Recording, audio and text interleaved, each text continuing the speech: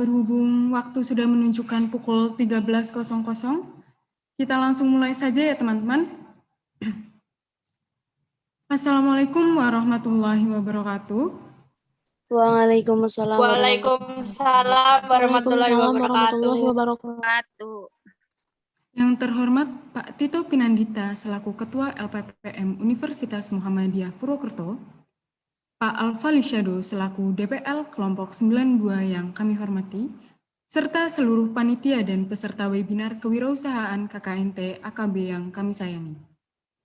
Tak ada kata yang indah selain kita mengucap syukur atas nikmat yang Allah berikan kepada kita, sehingga kita masih bisa bergabung pada acara webinar kewirausahaan KKNT AKB pada siang hari ini dengan sehat walafiat. Tak lupa sholawat serta salam kita curahkan kepada Nabi Sallallahu Alaihi Wasallam yang telah merobek-robek panci kekafiran menjadi panci keimanan. Perkenalkanlah, saya Dina Nur Aziza selaku pembawa acara webinar kewirausahaan KKNT AKB dengan tema Semangat Ciptakan Peluang dengan Berwirausaha di Masa Pandemi. Di sini saya akan membacakan rangkaian acara sebagai berikut. Yang pertama, pembukaan. 2. Acara inti webinar KKNT AKB. 3. Penutup. Memasuki acara yang pertama yaitu pembukaan. Marilah kita buka acara webinar kewirausahaan KKNT AKB Universitas Muhammadiyah Purwokerto dengan mengucapkan basmalah bersama. Bismillahirrahmanirrahim. Acara yang kedua yaitu acara inti. Pada acara inti, kita akan dipandu oleh moderator, yaitu nama Zahrotul Akila, Fakultas Hukum, Prodi Ilmu Hukum. Kepada Saudari Akila, kami persilakan.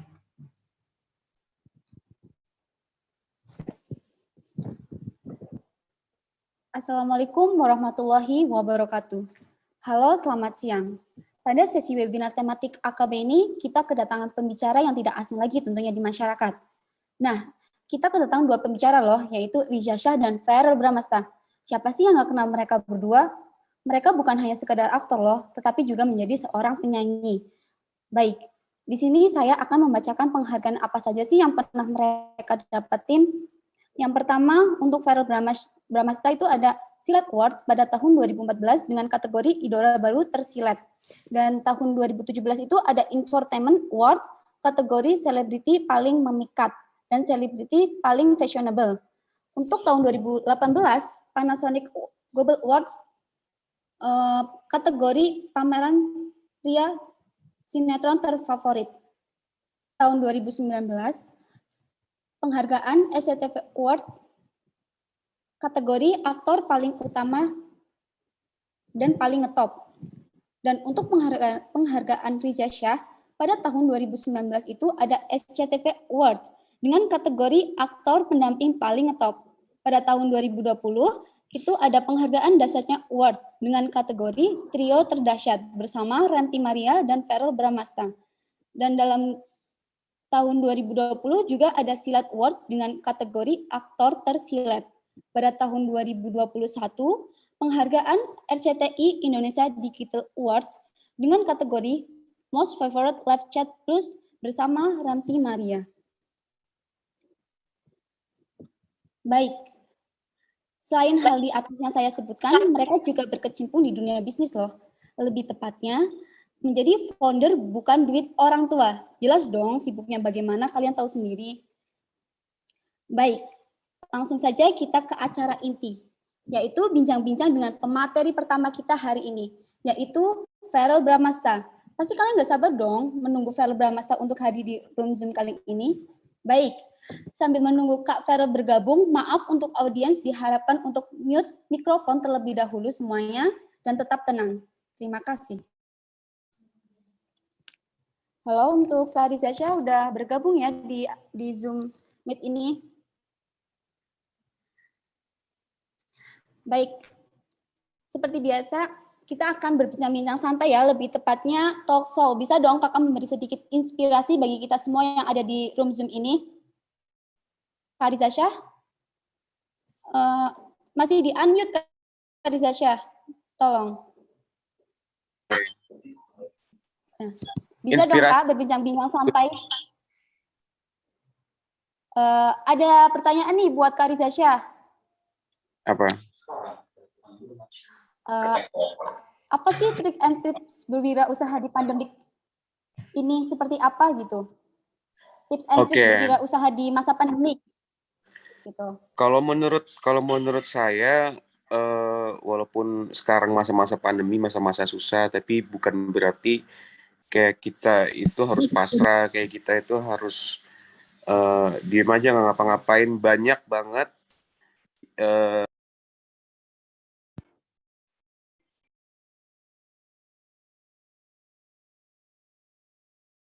Maaf Kak,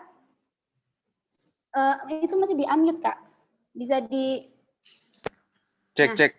Ya udah masuk Kak, masuk. Ini masuk ya. Di masa pandemi seperti sekarang ini, tentunya bukan menjadi suatu alasan kita untuk cuma diem aja, kita cuma pasrah dengan keadaan. Banyak banget yang masih bisa kita lakukan. Contohnya di fase sekarang ini,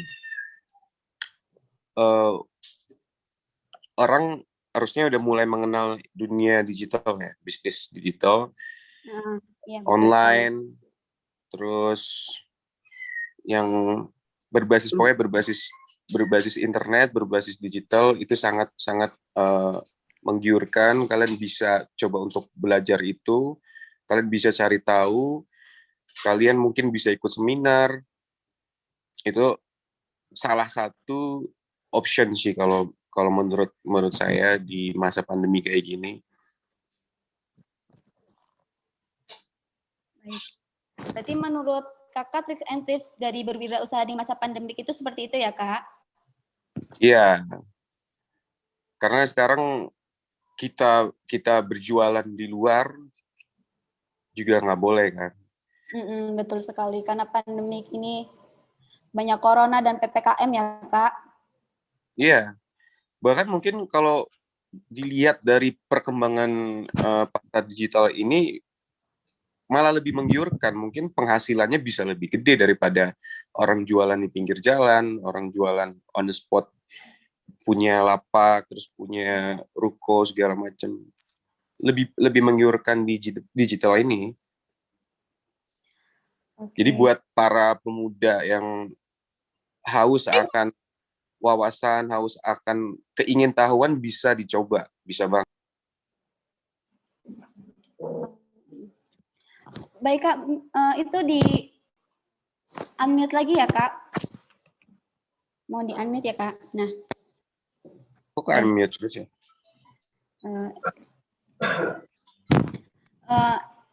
Di tengah kesibukan Kakak syuting ini, apa Kakak bisa membagi waktu antara kayak kapan sih kita harus tahu sharing-sharing tentang wirausaha gitu tentang syuting, kegiatan syuting gitu biar balance gitu loh Kak. Bisa nggak sih Kakak mengaturnya gitu, memanage waktunya gitu. Kayak saya mau belajar tentang kewirausahaan gitu. Ada waktunya nggak Kakak untuk pengen mengetahui itu kayak belajar tentang kewirausahaan gitu? Sebenarnya kalau kita niat pasti bisa kita mengatur waktu kita kan, karena belajar ini gampang banget, informasinya bisa kita dapat di internet, bisa kita dapat lewat YouTube, bisa dapat kita lewat seminar. Jadi kalau kita menyisihkan waktu kita seharian minimal kayak setengah jam, 1 jam, ya pasti bisa lah buat untuk cari tahu gimana sih bisnis digital itu. Ya tentunya saya terus terang belum ada ke arah sana, bergerak ke arah sana, tapi untuk kedepannya saya pengen untuk berwirausaha, kepengen untuk menjadi entrepreneur, karena di dunia entertain ini kita nggak tahu ya kalau kita bakal selamanya di situ, jadi kita harus punya backup plan, kita harus punya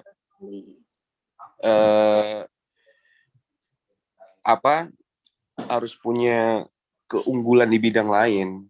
Ya, betul. Nggak cuma mengandalkan kegiatan di entertainment ya, Kak, tapi wirausaha juga penting ya, Kak, di zaman era modern seperti ini, gitu ya. Bahkan mungkin dari anak-anak yang mahasiswa, anak-anak sekolah juga banyak yang melakukan bisnis online dari mulai mungkin dia menjadi reseller, menjadi berjualan online shop gitu-gitu. Banyak yang mempunyai penghasilan yang besar. Jadi tidak menutup kemungkinan bisnis digital ini bisa siapapun bisa, asalkan niat, asalkan dia mau berusaha, asalkan dia mau berjuang dari nol, bisa aja menjadi wirausaha yang sukses. Ya, betul sekali. Terus ada satu pertanyaan lagi nih, Kak, buat Kak Rizia. Apa sih mindset yang bagus untuk memulai bisnis, apalagi di masa pandemi seperti ini nih? Boleh dong Kakak kasih motivasi juga kepada audiens di webinar kali ini. Tentunya kan di audiens ini kan banyak nih fans-fans Kakak yang kepo. Apa sih mindset dari seorang Riza Syah gitu? Yang pasti kalian jangan males jangan males belajar. Kalian jangan gengsi untuk cari tahu, gengsi untuk nanya ke yang sudah berpengalaman, karena harus banyak-banyak kenal sama orang-orang yang benar-benar udah sukses di bidangnya. Apa passion kalian harus kejar itu, kalian harus berusaha, kalian harus jangan malas, dan apapun itu pasti nggak gampang ya. Kita berjuang, asalkan kita punya niat, kita punya tekad, kita tekuni terus kita berdoa, pasti bisa. Apapun pasti bisa. Baik, sekarang kalau misal Kak Riza Syah nih, Kak Riza Syah udah ada pikiran, ini saya mau buka usaha ini. Nah itu apa Kak Riza Syah menerapkan di hati kakak kayak, aku tuh harus bisa berwirausaha nih, harus cepet mendapatkan peluang yang banyak nih buat usaha gitu. Mau menggebu-gebu atau berjalan dengan santai atau bagaimana Kak? Tentunya dalam strategi marketing kita juga nggak boleh terburu-buru, kita nggak boleh tergesa-gesa, karena kita harus pikirin dulu kira-kira konsep yang kita pikirkan, konsep yang kita dapat kira-kira bakal on target nggak, kira-kira bakal nantinya berkembang nggak, kira-kira nantinya bakal menuai hasil nggak. Tentunya kita harus pikirin matang-matang dulu, jangan asal kita kepengen, kita menggebu-gebu, akhirnya kita pakai nafsu. Betul, Dan nanti hasil juga nggak baik. Alangkah baiknya kalau misalkan kita pertimbangkan dulu, ada perhitungannya untuk kedepannya, perhitungan secara skema, perhitungan secara sistematis, itu harus kita benar-benar pikir-pikir matang dulu. Kita nggak boleh teledor dalam mengambil tindakan. Contohnya dulu saya pernah buka mie Aceh, tapi saya belum mempelajari itu benar-benar lebih dalam ilmu tentang marketing. Jadi saya kepengen berwirausaha, pengen buru-buru buka bisnis, tapi akhirnya dengan nafsu itu, karena kita buru-buru pengen buka bisnis, gue pengen sukses, gue pengen dapat penghasilan banyak dari situ, itu justru yang salah. Kita harus tahu dulu ilmunya, kita harus pelajari, kita harus punya skema secara sistematisnya, barulah kalau misalkan kita udah mantap, kita udah yakin, baru kita bergerak. Jangan asal-asal. Gitu.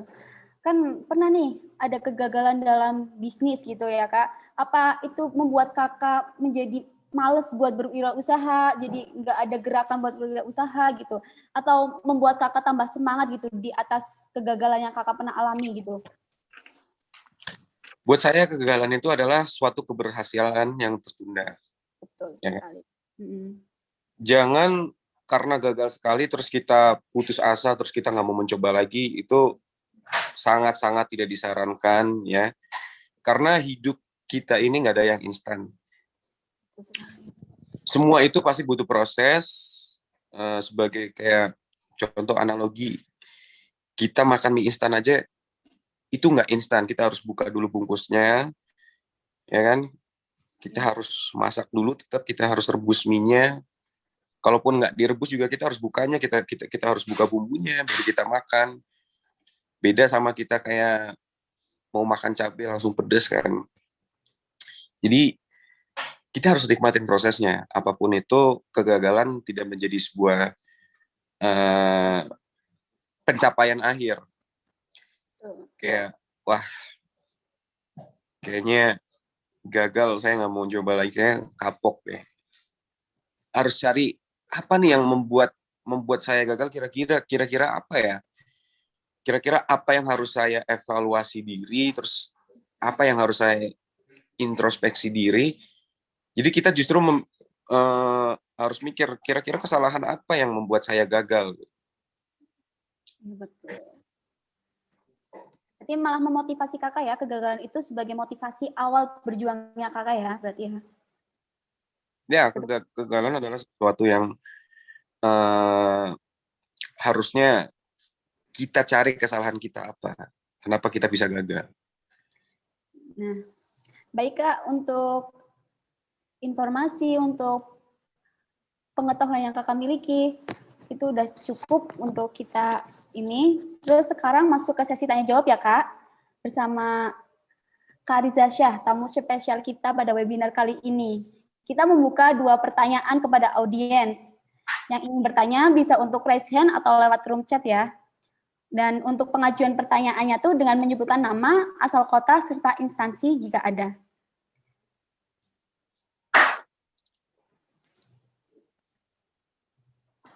Boleh untuk audiens bisa bertanya, 2 pertanyaan buat audiens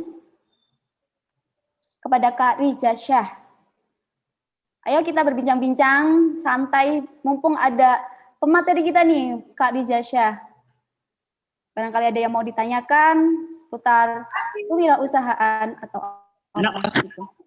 Enak orang. Itu potongin coba. Kamu belum di mute apa?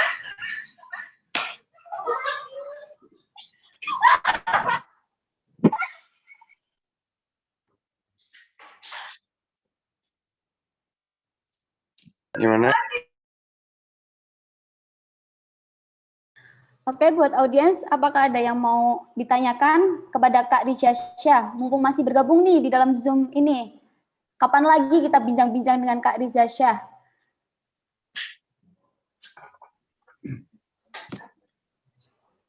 Mungkin saya mau bertanya, Kak. Iya, boleh. Kenalkan, nama saya Ade Muzayin dari Kabupaten Pemalang. Saya mau bertanya langsung ke Kak Riza. Ya. Boleh cerita sedikit nggak sih mengenai awal karir Kak Riza di dunia entertainment? Mohon maaf ya, keluar dari topik, tapi saya ingin tahu cerita singkatnya yang membuat motivasi kita ada awal karir Kak Riza ini jadi seorang entertainment yang sangat terkenal, yang sekarang juga main di beberapa sinetron. Ya intinya kita tahu sendirilah Kak Riza ini salah satu artis yang begitu terkenal di Indonesia seperti itu. Terima kasih. Oke, tadi namanya siapa? Halo? Tadi dari Malang namanya siapa? Ade Muzayin, Kak. Tadi nama siapa? Atas nama Ade Muzayin tadi yang bertanya. Muzahin, iya. Oke, saya mau bercerita sedikit tentang proses karir saya bagaimana. Jadi kalau saya sekarang ini ya menjadi seorang entertainer ya. Dan itu juga untuk mencapai ini butuh proses juga. Semua kalau kita punya passion, kita punya tujuan, kita punya cita-cita, kita punya harapan, pasti ya seperti yang saya bilang tadi nggak ada yang instan, jadi semuanya butuh proses. Jadi awal mula dulu saya pergi ke Jakarta. Saya pergi ke Jakarta, terus saya pindah sekolah di Jakarta. Ini saya bicara secara singkat aja. Kalau misalkan bicara panjang dari A sampai Z, waktunya nggak cukup. Jadi singkat cerita aja. Awal mula saya ke Jakarta, pindah sekolah ke Jakarta, terus saya dulu pada tahun 2011 ikut ada ajang model Aneka Yes. Dan dulu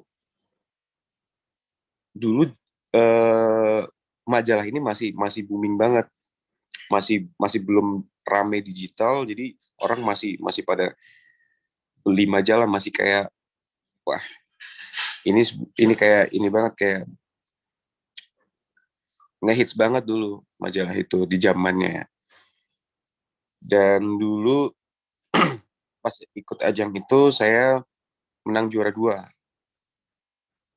Nah, habis itu mulailah ikut casting sana, casting sini, casting sana, casting sini. Mungkin bisa dibilang ditolak beberapa kali, udah nggak kehitung lagi beberapa kalinya. Jadi banyak banget kegagalan demi kegagalan. Tapi kegagalan itu yang membuat saya berpikir, kira-kira apa ya yang membuat saya gagal terus? Kenapa saya nggak terima gitu? Kira-kira kesalahan saya apa? Kira-kira kenapa sekian kalinya saya mencoba, terus saya belajar, tapi nggak berhasil. Ya kan? Jadi, semuanya menurut saya nyambung, nggak ke bisnis, nggak ke seperti dunia saya tadi, entertainment. Jadi sama aja, semua proses menurut saya perjalanannya sama, perjuangannya itu sama. Pasti di suatu titik kita meniti karir, di situ ada sebuah kegagalan. Tapi kegagalan itu bukan sebuah akhir. Seperti yang saya bilang sebelumnya tadi, itu justru membuat saya berpikir, itu justru membuat saya berintrospeksi diri, kira-kira apa nih. Terus saya belajar mendalami tentang acting, saya baca apapun buku saya baca, tapi saya baca bukan cuma saya baca dalam hati doang, saya ucapkan dengan dialog, karena acting ini berhubungan dengan dialog. Ada berita di internet, saya baca, saya mencoba untuk mendialogkannya. Karena terus terang susah banget, saya itu kan dari daerah ya, dari Tegal, dan itu bener-bener penyesuaiannya itu susah banget. Dari Tegal ke Jakarta itu beda banget secara dialeknya. Kalau Tegal kan medok banget kan, kita yang susah itu ngilangin itunya. Itu yang pertama, yang pertama. Kenapa saya casting nggak diterima, terus saya gagal terus? Mungkin ya kan, mungkin yang pertama salah satunya itu dialek dulu masih medok banget. Tapi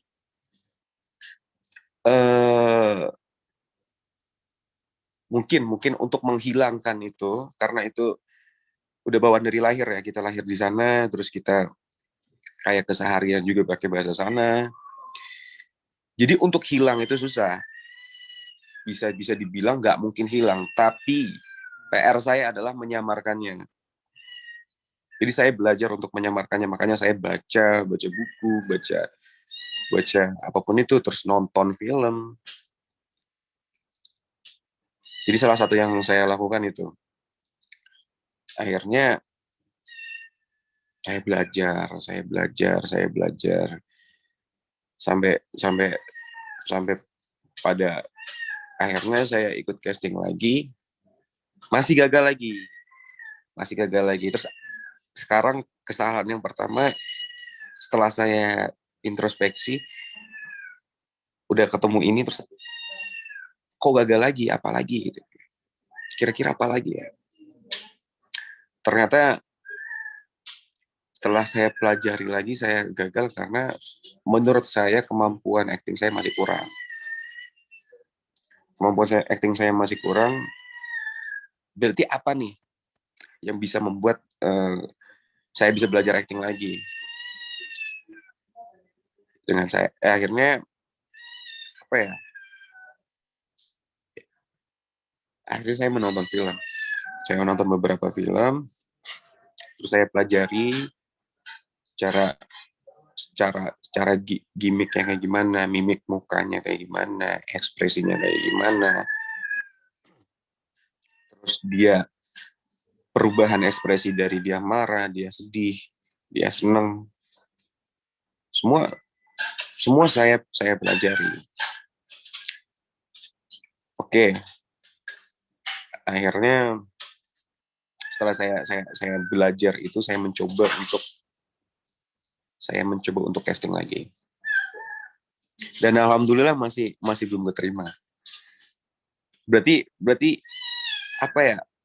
Kegagalan itu bukan sebuah akhir, tapi kita terus introspeksi, terus kita terus berkaca apa gitu ya kesalahan dalam diri kita, apalagi itu menjadi sebuah catatan tersendiri.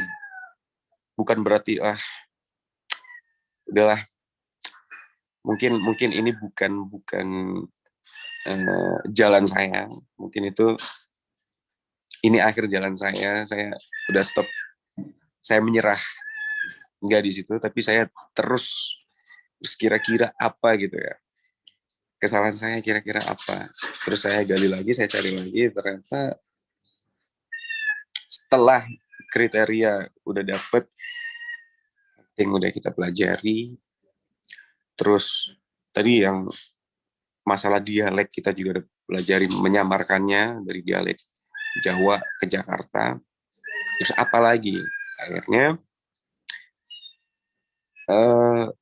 saya cari tahu, dan setelah saya cari tahu adalah penampilan dan pembawaan. Itu termasuk penting juga ketika kita ketemu sama orang, kita harus nice gitu kan, kita harus senyum, terus kita harus pembawaannya juga enak, terus dalam penampilan kita juga harus rapi,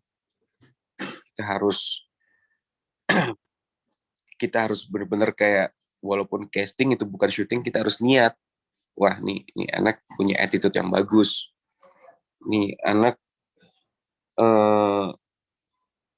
oke juga gitu loh dalam segi penampilan. Akhirnya pas saya coba casting lagi, baru saya berhasil. Dan itu bukan proses yang bisa dibilang singkat. Mungkin sekitar dari tahun 2011 sampai tahun 2014 saya baru pertama kalinya main sinetron.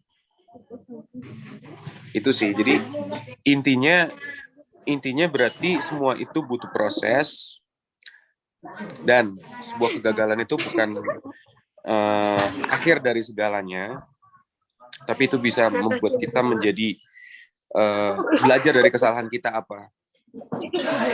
Belum di-unmute kayaknya. Mudah-mudahan itu cukup.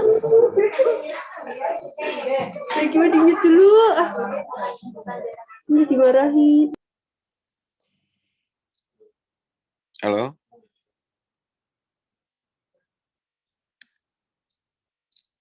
Halo? Halo, Kak? Ya.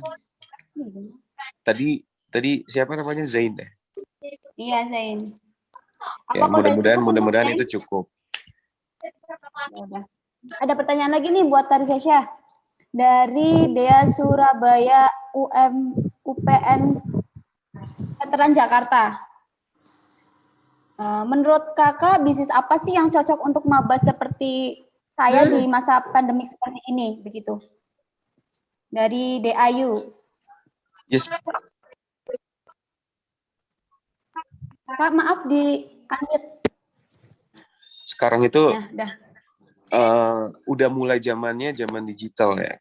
Mungkin setahun, 2 tahun, 3 tahun, 4 tahun ke depan orang bakal beralih semuanya ke digital. Dan mungkin kayak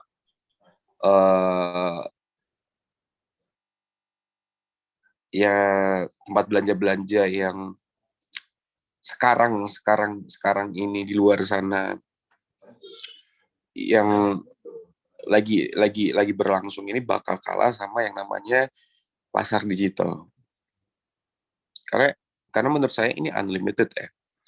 Dan bisa berlaku untuk siapa aja, kayak mungkin dari anak sekolah, dari mahasiswa. Kalau misalkan nggak ngapa-ngapain, daripada waktu itu digunakan untuk hal yang negatif, hal yang tidak bermanfaat, mendingan udah mulai harus coba untuk kayak bisnis digital. Kalian bisa memulainya dari situ. Dan tapi tetap kalian harus nikmatin prosesnya, harus jangan cepat puas, kalian harus tetap pelajari bagaimana sistemnya, bagaimana kalian memanage nanti supaya bisnis kalian itu bisa menjadi besar. Dan kalian, saran saya juga jangan takut untuk mencoba. Apa salahnya kita mencoba daripada kita nggak mencoba sama sekali. Kan kita nggak bakal tahu hasilnya kalau kita nggak mencoba. Siapa tahu itu adalah salah satu proses yang kalian pilih, dan proses itu bakal membuahkan hasil buat kalian untuk menuju sukses. Ternyata kalian passionnya di situ, ternyata rezeki kalian di situ, kan nggak ada yang tahu. Itu sih. Baik. Mungkin kayak banyak seminar gitu, banyak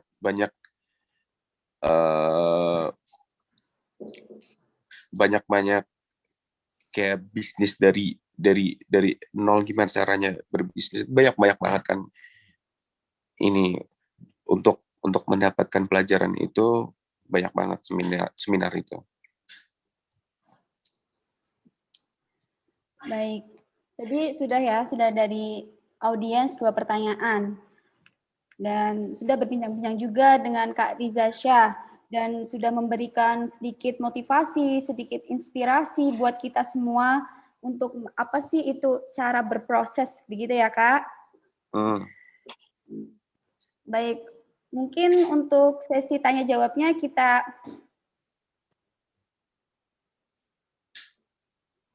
cukupkan untuk sesi tanya jawab bersama Kak Riza Syah. Terima kasih untuk Kak Riza Syah hari ini sudah menyempatkan waktunya, sudah mau berbincang-bincang santai dengan kita, dan sudah membagi ilmunya serta memotivasi, dan tetap menjadi inspirasi untuk kita semua ya Kak. Sama-sama. Mudah-mudahan ya kurang lebihnya bisa bermanfaat lah, bisa memotivasi kalian semua supaya kalian bisa menjadi lebih baik ke depannya, lebih maju ke depannya.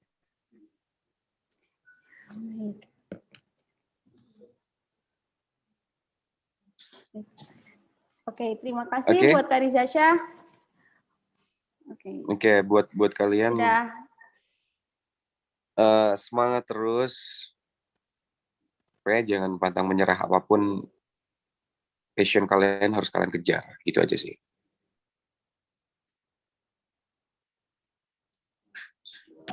Baik Kak, untuk waktunya terima kasih sudah. Oke. Ya udah berbincang-bincang santai gitu Kak. Lain kali kalau bisa kita bertemu ya Kak. Gitu. Oke. Semoga di lain waktu kita bisa ketemu kembali dan berbincang-bincang santai seperti ini lagi ya Kak. Oke, siap. Kalau begitu saya pamit dulu semuanya. Ya. Jaga kesehatan buat semuanya, sukses juga buat semuanya. Assalamualaikum warahmatullahi wabarakatuh. Waalaikumsalam warahmatullahi Waalaikumsalam warahmatullahi wabarakatuh. Waalaikumsalam warahmatullahi wabarakatuh. sayang.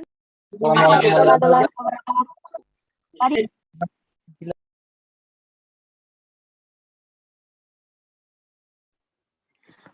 Baik, seperti biasa sambil menunggu Kak Vero Bramasta hadir di room Zoom ini, maaf untuk audiens bisa diharapkan untuk mute mikrofonnya terlebih dahulu lagi ya. Oh, ini ternyata Kak Vero Bramasta udah masuk di room Zoom-nya kita. Halo Kak Vero Bramasta, bagaimana kabarnya? Maaf Kak, masih di mute itunya, masih di mute. Oke. Halo semuanya, selamat siang. Halo Kak. Siang Kak. Halo kakak, ya Allah ganteng banget. Yoho. Kabarnya gimana Kak? Mirip aku. Kak Farel. Kenapa? Mirip Rama. Bagaimana kabarnya Kak Farel? Alhamdulillah baik. Ini kebetulan hari Minggu ya, jadi belum mandi, baru bangun tidur. Tapi karena Akila bilang mau sharing soal topik yang menarik banget, akhirnya aku memutuskan kepingin ngobrol-ngobrol juga sama teman-teman semua yang ikut Zoom meeting hari ini. Lagi ada kesibukan apa nih Kak untuk saat ini?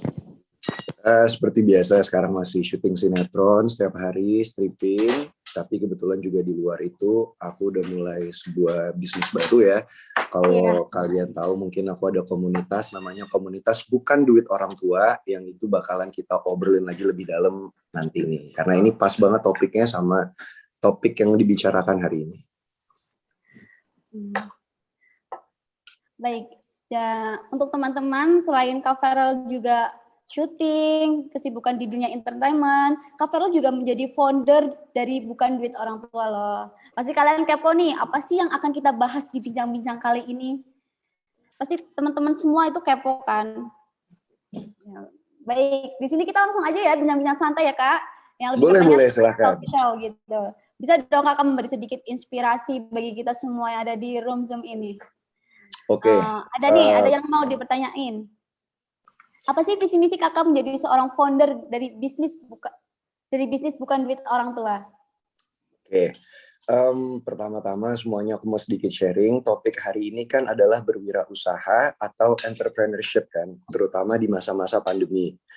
Seperti kalian tahu, definisi dari entrepreneurship itu sendiri adalah sesimpel kita mengembangkan sebuah ide, sebuah visi, dan kita mengaplikasikan itu ke dalam kehidupan. Alias bahasa simpelnya kita berbisnis. Dan seperti kalian tahu, berbisnis itu sangat-sangat luas dan sangat-sangat besar. Apapun itu bisa menjadi bagian dari bisnis. Even sesimpel kita misalnya menjual sesuatu ke teman kita membeli sesuatu, kita membantu teman kita jualan, itu udah bagian dari berbisnis. Dan yang menariknya adalah berbisnis itu sudah berubah dan berevolusi dari masa ke masa.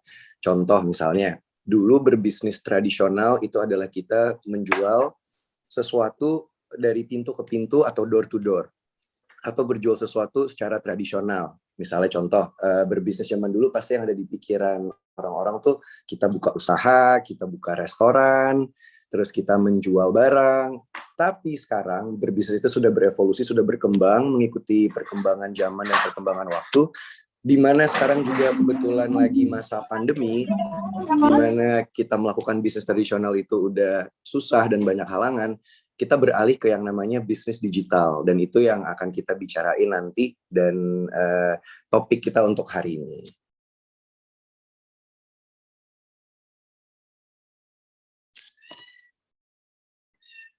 Begitu ya Kak, dari sharing-sharing dari Kak.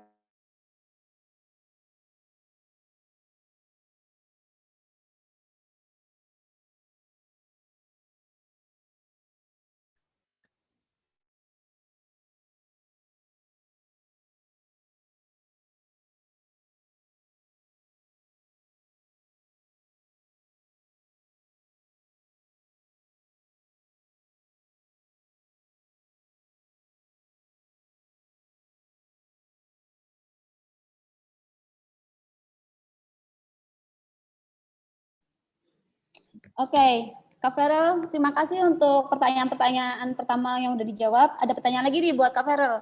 Kakak kan baru nih merintis bisnis saat pandemi ini, ya bukan? Apa sih kendala yang Kakak alami saat merintis bisnis di masa pandemi? Terus gimana sih cara Kakak menghadapi kendala itu gitu? Maaf Kak, masih di mute. Di unmute dulu.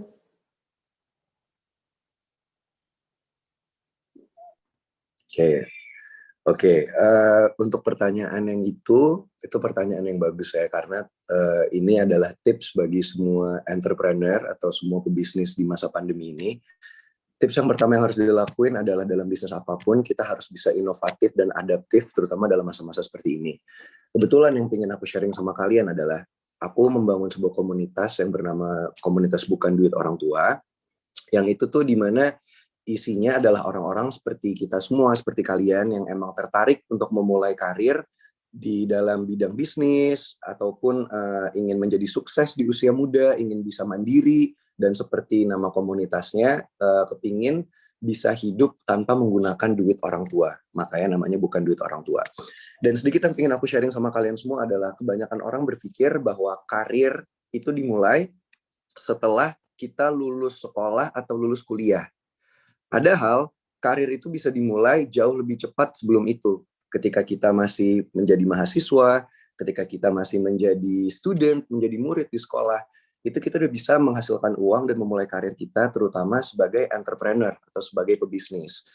Jadi yang kita pingin sharing di Komunitas Bukan Duit Orang Tua ini adalah bagaimana kita anak-anak di usia muda yang kepingin sukses, kepingin punya mimpi, kepingin punya goals dalam hidup. Kalau aku sendiri ya, aku pribadi, aku punya target di mana aku itu kepingin sukses sebelum usia 30. Jadi mungkin aku sedikit berbeda dengan kebanyakan orang. Kalau kebanyakan orang kan kepingin, oke, mungkin lulus kuliah, cari kerjaan, kerja sampai pensiun, nanti setelah pensiun baru menikmati hidup. Tapi pertanyaan aku adalah, kalau kita bisa sukses dan mandiri secara financial atau financial freedom di usia yang lebih cepat, kenapa enggak? Dan itu sangat-sangat bisa, apalagi kalau kita mulai dari sekarang. Jadi kalau tadi kembali ke pertanyaan Akila, di saat-saat pandemi gini, ada nggak sih banyak cobaan dalam bisnis yang aku tekuni pada saat ini? Tentu pasti ada. Karena memang pandemi ini berdampak kepada semua aspek dalam dunia perbisnisan. Tapi kembali lagi yang aku bilang, sebenarnya sebuah kunci entrepreneur bisa sukses adalah mereka harus adaptif dan inovatif. Kita mengikuti perkembangan pasar dan juga perkembangan yang terjadi di dunia. Jadi dengan kondisi seperti ini, apa yang bisa kita lakukan untuk mempertahankan, untuk men-sustain bisnis yang kita jalani? Jawabannya satu, yang paling simple yang dilakukan oleh semua orang, yang aku yakin kita semua pasti melakukan dan menggunakan fitur ini dalam hidup kita, yaitu adalah teknologi. Sekarang coba bayangin Akila, siapa yang nggak kepingin bisa menghasilkan uang cuman dari main handphone doang? Instead of misalnya kita ngabisin waktu kita di handphone cuman scrolling social media yang nggak penting, ngabisin kuota, atau kita ngehujat orang-orang di sosmed yang nggak penting, kita pokoknya melakukan banyak banget hal-hal yang kurang bermanfaat di social media kita. Kenapa nggak kita menggunakan digital platform itu sebagai sarana dan sebagai wadah untuk kita menghasilkan uang dan juga untuk berbisnis. Dan itu yang aku ajarin di Komunitas Bukan Duit Orang Tua. Gimana kita bisa menghasilkan uang sampai bisa berjuta-juta rupiah ya Mas Aki ya. Hanya dengan modal minim, bahkan nggak ada modal sekalipun. Hanya dengan menggunakan handphone. Nggak usah butuh modal kita buka warung, kita buka toko, kita modal yang besar. Nggak cukup menggunakan handphone dan kuota, kita udah bisa menghasilkan uang.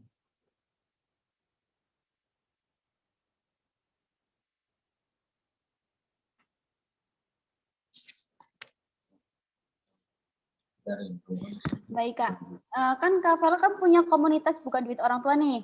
Nah, di komunitas itu kayak terpaku usia apa semua kalangan itu bisa ikut ke komunitas itu Kak?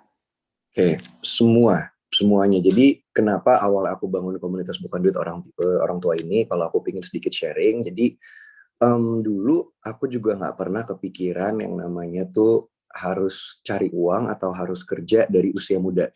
Karena yang ada di pikiran aku, tujuan hidup aku adalah untuk sekolah setinggi mungkin, mendapatkan nilai yang bagus, pendidikan setinggi-tingginya, S1, S2, lalu setelah itu baru mulai pekerjaan, mulai magang, mulai intern, dan lain-lain. Tapi kembali lagi, kita nggak pernah bisa tahu apa yang akan terjadi dalam hidup kita.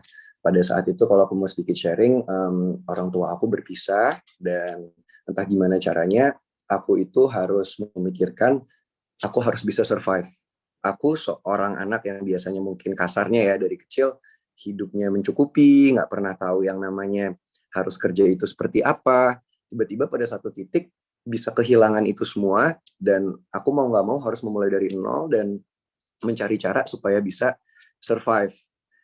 Nah, di situ tuh akhirnya aku muter otak gitu. Oh, kalau misalnya kita berkecukupan, kita alhamdulillah punya orang tua atau punya kesempatan untuk bisa sekolah setinggi mungkin. Seperti misalnya Akilah atau teman-teman semua di sini nih yang bisa berpendidikan tinggi sampai kuliah, sampai lulus gitu. Itu kan berarti kalian adalah orang-orang yang sebenarnya beruntung ketimbang orang-orang lain yang mungkin nggak bisa punya akses ke pendidikan. Nah, sekarang itu adalah menjadi tugas kita, apa yang bisa kita lakukan dengan kesempatan yang kita punya. Semakin kita mendapatkan wawasan, kita mendapatkan pengetahuan, itu alangkah baiknya kita menggunakan pengetahuan kita untuk menghasilkan sesuatu yang baik. Jadi kalau Akila tadi nanya, boleh umur berapa ikut komunitas ini? Sebenarnya lebih cepat itu lebih baik. Karena contoh gini misalnya, ada orang yang sukses di usia 50 tahun. Karena dia baru mulai berbisnis setelah dia lulus kuliah, setelah dia udah 30 tahun. Tapi bayangin kalau kita mulai berbisnis di saat kita sekarang, kita sambil kuliah, kita sambil mulai berbisnis, kita udah startnya udah duluan nih, kita udah nyolong start gitu ibaratnya. Berarti kan secara hitungan-hitungan kasar, kita harusnya kesempatan kita untuk menjadi sukses itu lebih besar dan lebih cepat ketimbang orang-orang yang baru mulai lebih terlambat dibanding kita gitu. Berarti kalau audiens di sini mau gabung ke komunitas bukan duit orang tua, bisa dong, Kak? Bisa banget. Bahkan itu juga sebenarnya kenapa aku senang kepingin sharing sama kalian semua, karena aku kepingin kita semua itu, terutama teman-teman, Akila juga, karena aku pernah nawarin ini ke Akila juga kan, gimana bisa kita sukses di usia muda, bisa hidup mandiri, bebas dari duit orang tua, karena ini aku mau sharing juga sedikit benefit dari gabung komunitas bukan duit orang tua ya. Itu Akila familiar nggak dengan bisnis yang namanya affiliate marketing? Ya, sedikit tahu tentang itu. Ya. Teman-teman ada yang familiar nggak? Jadi zaman sekarang kalau misalnya kalian ada yang mau mulai bisnis, yang kayak aku bilang tadi, bisa hanya dengan modal 100.000, karena modal untuk join komunitas bukan duit orang tua ini itu kan 100.000 ya. Nah, dengan 100.000 itu tuh akan setiap minggu ada kelas dengan berbagai macam bintang tamu. Ada coach-coachnya juga, coach yang fokus di bisnis, di digital marketing, yang ngajarin kalian gimana sih caranya bisa jualan cuman dari HP doang, cuman dari WhatsApp, jualan cuman dari Instagram, itu bisa gimana cara berkomunikasi. Dan ada juga bintang-bintang tamu setiap minggu, artis-artis dan juga teman-teman aku di bidang yang berbeda gitu. Misalnya minggu lalu ada Feby Rastanti, terus minggu depan juga rencana ada Natasha Wilona. Jadi mereka adalah orang-orang yang artis, juga sekaligus punya bisnis, dan mereka bisa sharing ke kita tips-tips rahasia sukses mereka tuh apa sih, mereka bisa mencapai titik ini dalam hidup tuh apa sih, dan itu kan adalah mungkin sharing-sharing yang penting dan bermanfaat buat kita semua ya. Jadi dengan modal 100.000 itu, insya Allah kita bisa sama-sama sukses, dan kalian bisa diajarin yang namanya affiliate marketing. Jadi affiliate marketing bagi yang nggak tahu, kata simpelnya adalah makelar. Jadi tanpa kalian punya barang, tanpa misalnya kalian punya uang atau punya modal, dengan kalian misalnya ngebantu jualin satu barang atau satu produk, kalian dapat persenan dan dapat potongan dari produk itu. Jadi kalian nggak keluar modal apa-apa nih, tapi kalian dengan ngebantu doang, misalnya kayak ngasih tahu ke teman, contoh, lo mau nggak beli tempe Mas Bram misalnya. Terus ternyata teman kalian yang kalian tawarin itu beli tempe Mas Bram. Nah, dengan teman kalian ini beli tempe Mas Bram, kalian juga dapat potongan dari penjualan tempe Mas Bram itu. Nah, sekarang bayangin, cuma dengan kalian jadi makelar aja, nggak ngapa-ngapain, cuma ngasih tahu doang, kayak ketimbang misalnya ngomongin orang atau apa, tapi kalian ngasih tahu, beli aja ini nih, terus ternyata temennya beli beneran. Kalian dapat uang, kalian dapat untung. Nah, bayangin kalau yang kalian jual itu lebih banyak lagi. Kan udah menghasilkan uang, dan itu juga bagian dari berbisnis dan menjadi entrepreneur sebenarnya. Baik, kan tadi Kak Ferul sudah berbincang-bincang nih. Boleh kalau semua kalangan tuh masuk ke komunitas bisnis orang tua. Pasti teman-teman audiens juga kepo dong. Gimana sih caranya masuk ke komunitas bisnis orang tua itu gitu?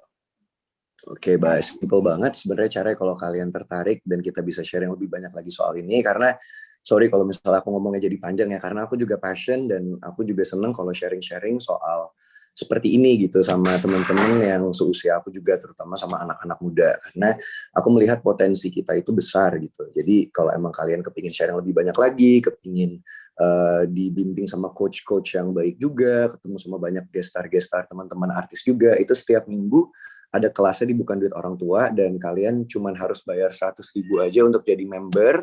Dan cara jadi membernya itu kalian cukup lihat di social media, di Instagram, atau di websitenya Bukan Duit Orang Tua. Nanti mungkin bisa dikasih tahu sama Akilah ya, karena aku juga ngajakin Akilah, dan katanya Akilah juga mau ikut ya di komunitas ini ya. Iya, Kak. Nih, ada pertanyaan lagi nih buat Kak Farel. Di tengah-tengah kesibukan Kakak, bagaimana sih Kakak bisa memanage waktu antara bisnis dan kesibukan Kakak dalam syuting gitu? Oke, yang paling penting dalam time management itu yang pasti adalah prioritas. Jadi kita harus bisa ada skala prioritas, kira-kira dalam hari ini, dalam waktu ini, yang mana yang lebih penting untuk dilakukan. Misalnya contoh, saat ini kewajiban aku adalah syuting. Jadi pasti yang utama dilakukan adalah syuting.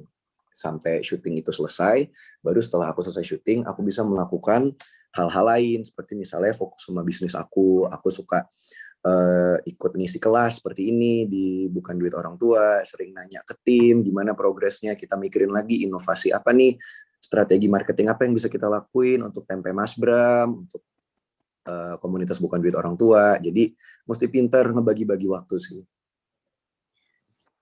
Begitu ya Kak. Untuk sekarang mungkin ada yang mau bertanya dari audiens, kita buka sesi 2 pertanyaan. Yang ingin bertanya bisa untuk raise hand atau lewat room chat ya. Untuk pengajuan pertanyaan seperti biasa dengan menyebutkan nama, asal, kota, serta instansi jika ada.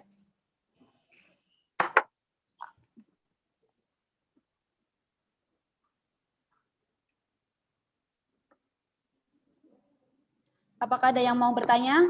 Bisa untuk raise hand atau di unmute. Di kolom chat juga bisa untuk bertanya.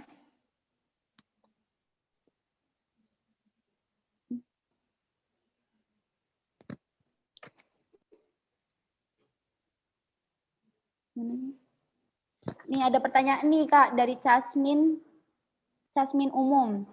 Saya adalah pecinta kuliner yang heran kenapa kebanyakan brand produk bisa mahal. Padahal rasanya biasa-biasa aja nih. Dan saya adalah tipikal orang yang balance terhadap rasa dan harga.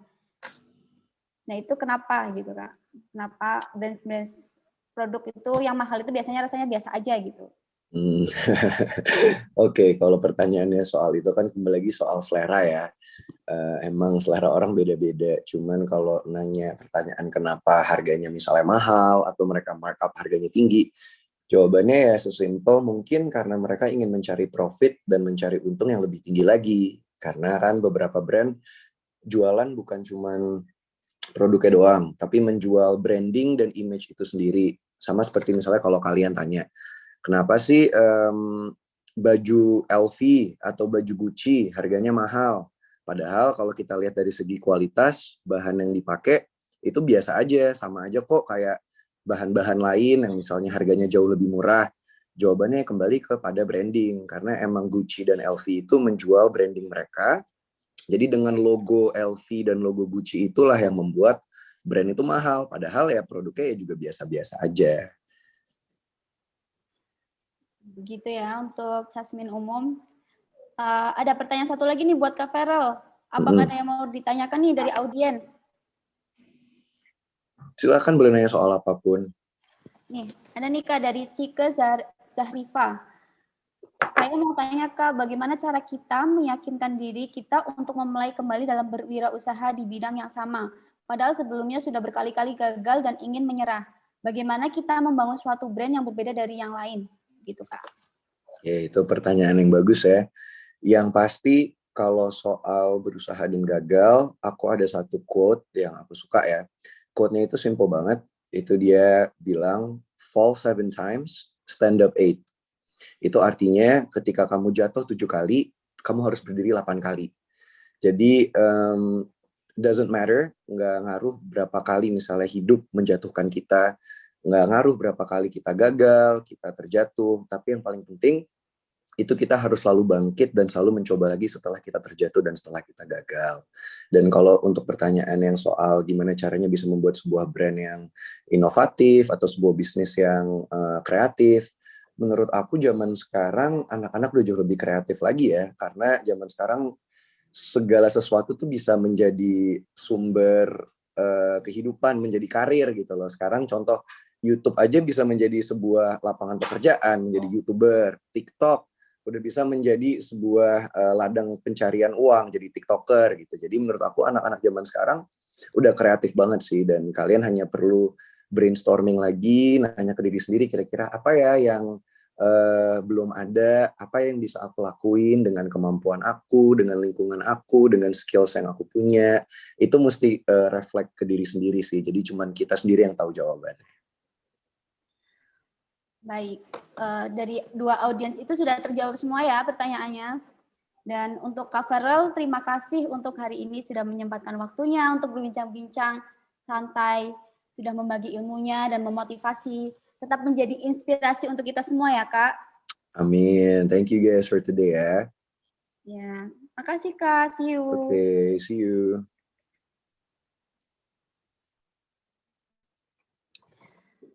Baik. Kita kan tadi udah kedatangan nih dua pembicara, yaitu Rizasha dan Farel Bramasta. Dari webinar ini kita bisa simpulkan dari talk show hari ini itu generasi milenial itu jangan malas belajar, perbanyak relasi dengan orang lain, harus berusaha dengan giat dan niat, tekad dan doa, menikmati proses, kegagalan dan bukan hasil dari pencapaian akhir. Kegagalan itu suatu proses. Dan dari kesimpulan pemateri kedua itu ada tips bisnis kreatif dan inovatif, affiliate marketing atau maklar atau penyebar luas penjualan, dan pengaruh beberapa kita gagal itu nggak menghalangi semangat kita, gitu ya audiens semuanya. Terima kasih sudah hadir di dalam webinar ini dan menyempatkan waktunya untuk mendengarkan webinar kewirausahaan KKNT AKB 2021 kelompok 092. Dan saya alihkan kepada MC kita, Dwinda.